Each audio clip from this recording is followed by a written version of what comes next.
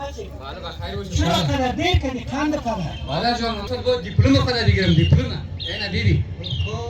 خب خدا را شکر. خدا را شکر که امروز بخیر بچیم پانتون خلاص کرد. و تشکر میکنم از خودت قند قدر. که زحمت‌های ما عدر نرفت و بخیر موفق شدی که پانتون تا خلاص کنی. بله پدر جان این تمامش از برکت زحمت‌های خودت است. که شبانه روز زحمت کشیدی، تپ تلاش کردی و ما رو به اینجا رساندی. و پدر و بالاخره بیر نتیجه شه. اما ای کاش مادرمون زنده می بود و شاهدی موفقیت‌های ما می بود. افسوس صد افسوس که مادرم دیگر نیست. بچه بر ازای خداوند چیز گفته نمیتونیم. البته عمر مادرت قدر بود. فقط باقیش دعا کنیم دعا. بله پدر. و دعا دیگه بچه میفهمی ما امروز یک خوشخبری برای تو دارم.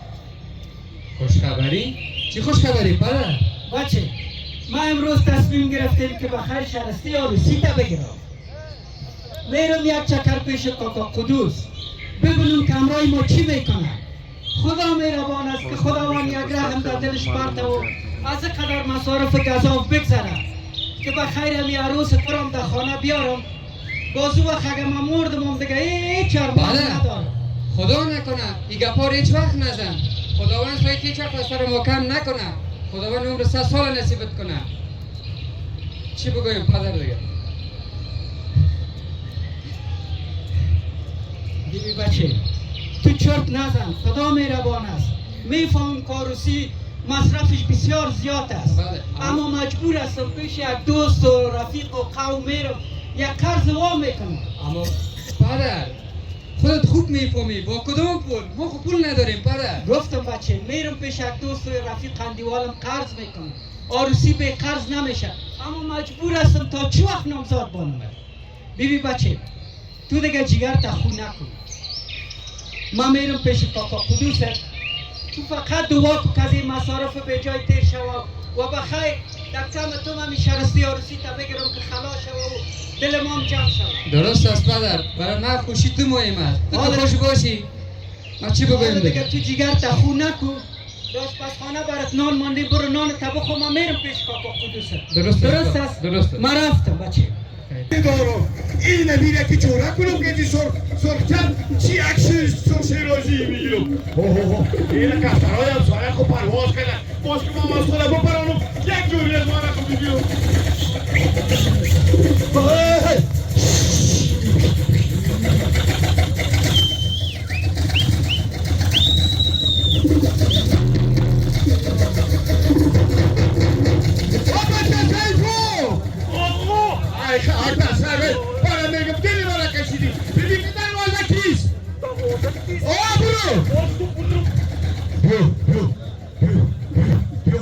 یک جوری زیره که بزنی وای آقای سرت خیلی ما کشیدی با کسی گفت سر دخترت قدوسک اومده.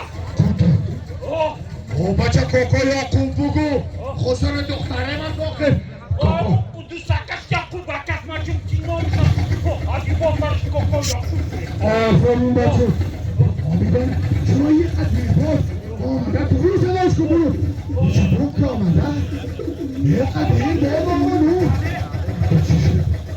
آنا ما کوکو یاقوب مانده نباشی او بله همین شیرینی را که گرفتی رفتی تا که بیایی ها خودش خوردیش جار جنجال زندگی زیاد است. راستی هم که نتونستم که اول تبه خوب همیشه بیشینه بیا خونه نه فقط یک دو دقیقه همراه یک دو کلمه گپ دارم باز بعد از او میرم که مزاحمت نشم. بیشی برو بچم جان پدر خوابم و یک چای تلخ بیار. خوب بیشی آقا چای سبز باشه یا سیاه؟ بله که چای سبز باشه. خوب آقا بگو این لار باشه یا لوندار؟ برو بگو باید لوندار یک چیزی در مقصد خودش کن جان اولی که من برای تو امروز یک خوشخبری دارم. خوب بخیر سلیم جان پنتون خود خلاص کرد. مبارکتان باشه. دوم دیگه یک چکر پیش خودت آمدم گفتم میفهمی که ما مریض هستم نظر کار در خانه ندارم گفتم اگر می آرسی و چگه که کمک کردی ما را بی یک چیز آدمی مصارف به جای بگذاری که بخیر می عروس و بچه مام در می خانه بیایم دیگه هیچ چرمان ندارم.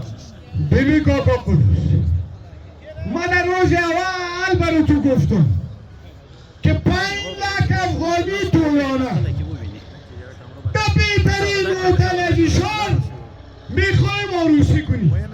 بیادر ما از این مردم نان خوردیم، این مردم کریم است، این مردم دروام شاهیم است، ما میخوایم که این مردم نان بودم. بیادر زورت میکشه بسم الله نمیکشه پانیش بیادر یک 10 سال نگام. بیبی قدوس خان ما بسیار امید دروازه تامده میفهمی که توان قدر عروسی گذاف ما ندارم. خیر است از همی عروسی و هتل بگذر اما قدر طلای اضافگی چی به درد میخوره. باز دوم دیگر خیر است برات عذر میکنم قدوس خان. ببین کاکا قدوس، ما گپ دیگر را نمیشنوم. ما پیشترم برات گفتم که ما از این مردم نان خوردیم، در توی‌های از این مردم رفتیم، در خیرات‌های از این مردم رفتیم. ما مجبور هستم که این مردم نان بدم. خیر است عذر میکنم برات. باز این معامله دخترت است، هرچی که مصرف کنی مردم تو را خوب نمیگه مرا خوب میگه. باز به خیر دورسی بچگکت هرچی که مصرف کنی باز وقت سرت بلند میشه. عروسی بچه میفهمم من میفهمم. آن عروسی دخترم است. میخوایم که عروسی دختر خدای مردم نان بودم. سعی کنی مردم کلش منتظر نان چیست رو. بیادر از روز اول برات گفتیم چیزی که قبول داری بسم الله نداری برو پناهی با خدا. یعنی دیگه هیچ گپ من هرچی که زاری عذر کنم هیچ چیز هم نمیشه.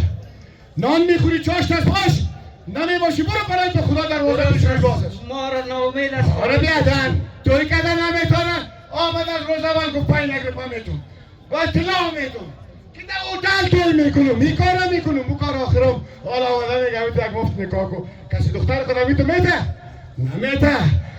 و بچه سیفو آقا ای بابوشو کجا گمشتی؟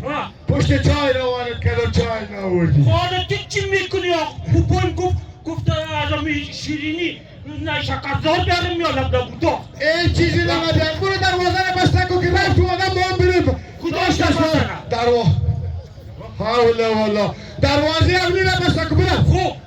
خوب برو باشی رو رفت نه چاش نکنیم ای خدا لباسهای خودم دیگه جمع کردم باش ببینم چیزی نمانده باشه.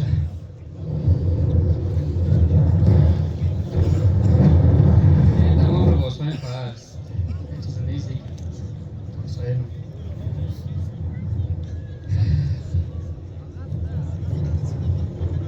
آماده شدی بچه؟ پدر اومدی بخیر؟ بله پدر جان بس لباسهایم بود لوازم بود که گرفتم پدر. بیبی بچه بگو پدر جان.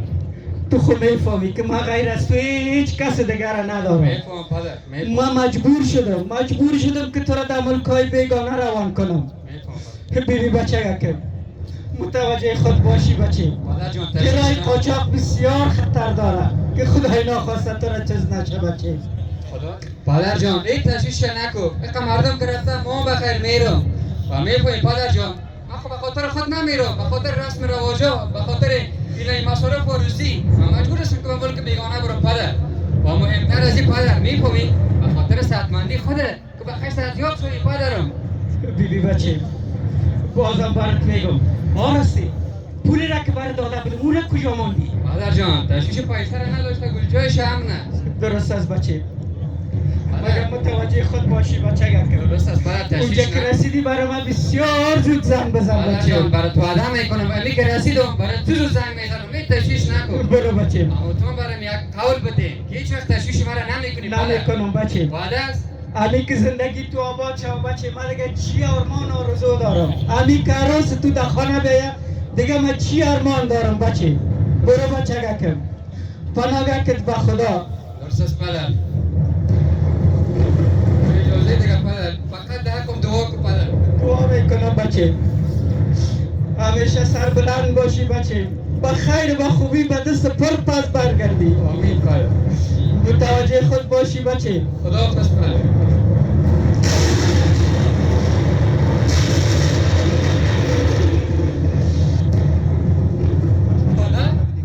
قربانت شم چرا گریه میکنی؟ تو بر اومده که دیگه گریه نمیکنی. همین آرامتا تو گریه کردی پدر. بچه یاش کوشش بچه. ولی که تو بچه ما باید دیگه برمت هیچ چرپا نداره بچه. پدر ما فقط به خاطر خودت. نمیکنم گریه بچه. وعده هستی؟ دیگه وعده نمیکنم. هیچ وقتش نکن پدر. برو بچه من کم. شما رو دوباره برمیگردم. با خیر بری. ما میفهمی؟ با پوله بسیار زیاد. خدا مهربان است بچه کم. بیا خیلی زمین رو یک جای بریم بچه. خدایا این جدایی اولاد چقدر سخت بوده. خدایا هیچ پدر مادر را از اولادش جدا نکنی.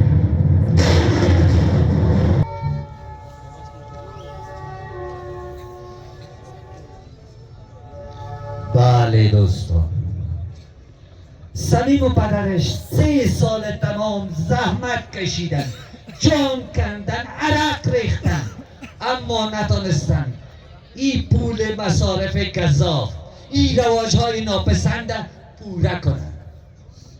انسان وقت مجبور میشه دست به کارهای ناخواسته میزنن و صمیم هم مجبور شد به خاطر همین مصارف گزاف و ناپسند و نابجا راهی دیار غربت شد و پدر مریض خدا تنها رها کرد. خب آیا صمیم با این تصمیمش میتونه که مشکلات اقتصاد خود حل کنه یا نه؟ بیاییم که در بقیه داستان ببینیم که صمیم با چی مشکلات مواجه میشه و چی رنج ها را میکشه. حالا کمال این کجاست؟ این ما کجا آمدی؟ اینجا کجاست؟ چند لحظه بعد میفهمی که اینجا کجاست. چی؟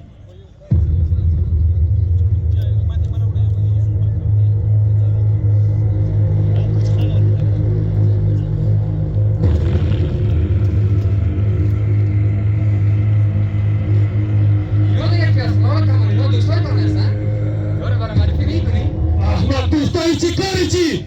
تو با دیدی خود جا رفتیدی؟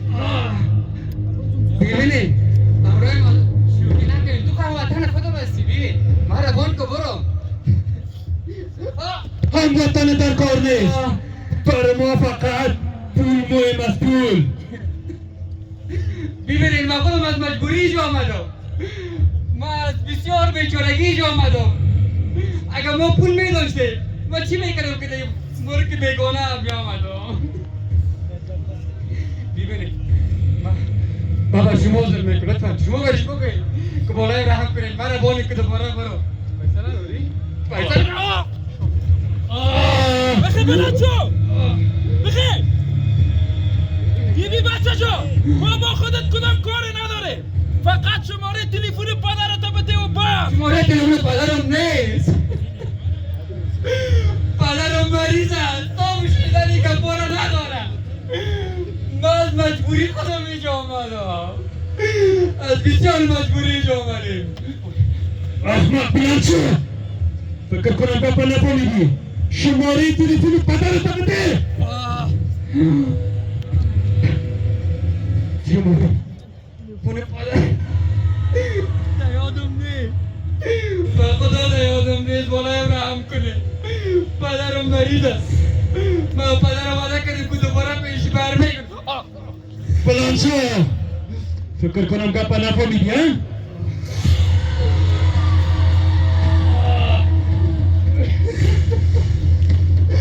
یا خدا من دوباره رحم کن. شماره تلفن پدرت دایر کن.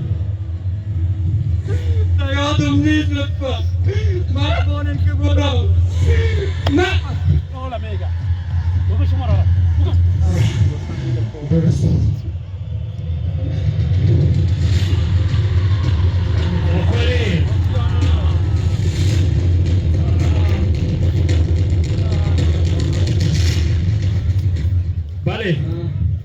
سلیم هستی؟ بسیار خوب ما هم خودت کار داشت اصلا تشویش بچگه که نکن ما بچه تا گل رو نگاه میکنیم و با گپای ما خوب دقت گوش کن ساعت برات وقت نیتا فقط ماده کو منتظر زنگ بعدی نباش شباش گفتم 24 ساعت برات وقت نیتا اگر نیم کسی نیست که بالای بچه رحم کنم چی؟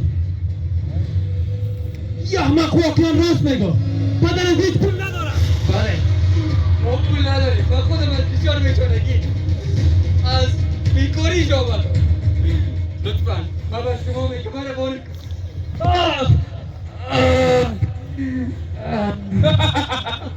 تو نمیشه پیسی مالا ندارم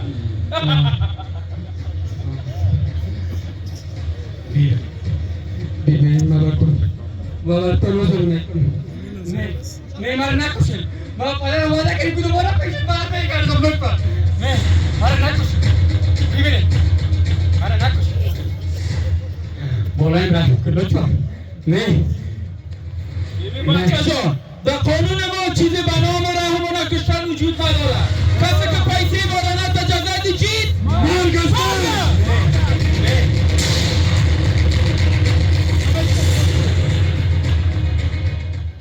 چی دستور میتی بیاده و برای لشماشش دیگه چکری پرتین که رنگش نبینم دیگه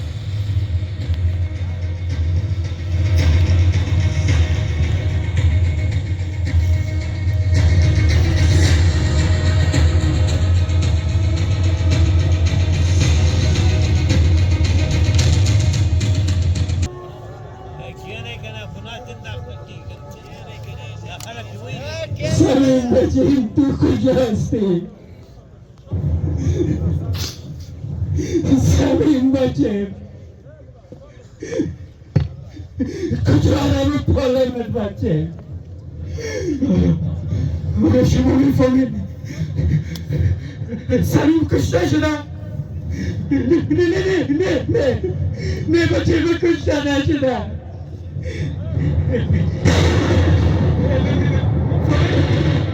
بچه من بخیر شامشم میفهمین بچه کالای شایی خودم میپوشم میفهمین کل قریه دارسی بچه خبر هستیم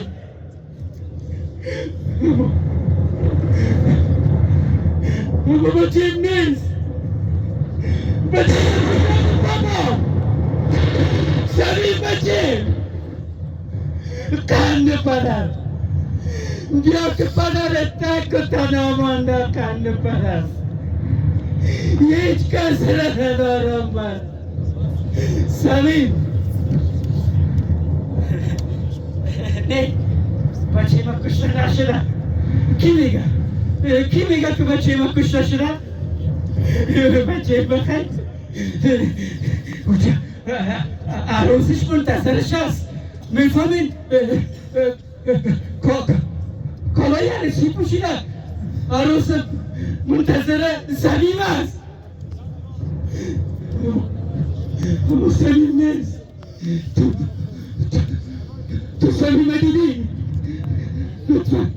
لطفا بگو سلیم بچه کجاست نکنم چوکوری با پالمش سلیم من کشتم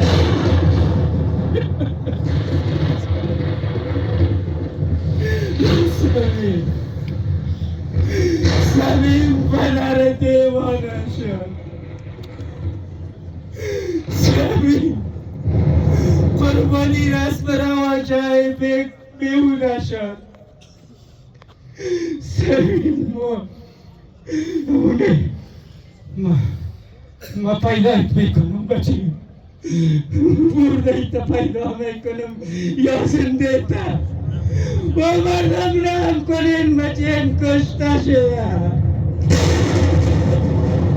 بله زندگی گاه چهره خشن و زشت خدا به ما نشان میده اما چی باعث میشه که این چهره ما را زمین گیر بسازن پاسخ واضح است امانا بیرحمی نامهربانی و بی همدلی ما انسان ها، اگر ما انسان ها با یکدیگر مهربان باشیم، زندگی بسیار زیباست، بسیار زیباست. اما اگر مهربان نباشیم، چهره زندگی روز به روز خشن و خشن و خشن‌تر خواهد شد. بله، یکی از قربانیان رسم و رواج‌های ناپسند و مصارف گزاف همان صمیم است که به آرزوهای خود نرسید و شمع امیدش بر همیشه خاموش شد. چی میشد که رسم و رواج‌های ناپسند و مصارف گزاف نمی بود تا مثل صمیم هزارها جوان ما میتانستند تشکیل خانواده بدن، زندگی خوش داشته باشند و صمیم هم با پدرش زندگی خوش داشته باشند. اما افسوس چرا هزارها جوان ما به خاطر رسم و رواج ناپسند خوراک مایه ها میشن؟ چرا هزار جوان ما توسط قاچاقبرا به خاطر مصارف گزاف به قتل میرسند؟ بیایید با هم مهربان باشیم، با هم همدل باشیم تا دیگر جوانان ما به خاطر مصارف گزاف راهی دیار غربت نشد. بیایید که از رسم و رواج به جای حذر کنیم تا با هم خوش و خرم زندگی کنیم.